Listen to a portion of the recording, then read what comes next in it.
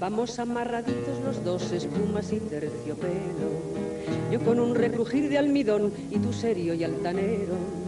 La gente nos mira con envidia por la calle, murmuran los vecinos, los amigos y el alcalde. Dicen que no se estila ya más ni mi peinetón ni tu pasador. Dicen que no se estila, no, ni mi medallón ni tu cinturón. Y yo sé que se estilan tus ojazos y mi orgullo cuando voy de tu brazo por el sol y sin apuro. No se espera nuestro cochero frente a la iglesia mayor. Al trotecito lento recorremos el paseo.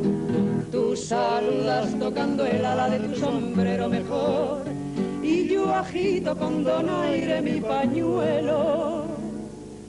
No se estila, ya sé que no se estila, que te pongas para cenar jazmines en el ojal.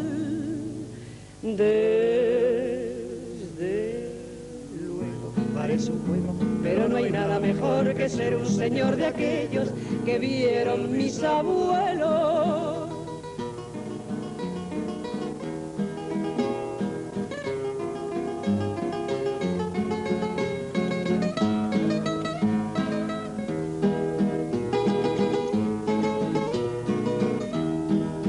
Nos espera nuestro cochero frente a la iglesia mayor.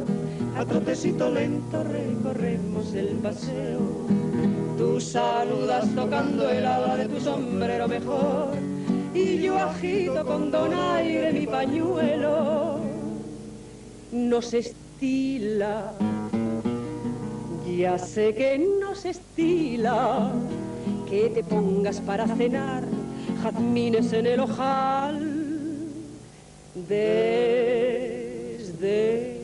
luego parece un juego, pero no hay nada mejor que ser un señor de aquellos que fueron mis abuelos.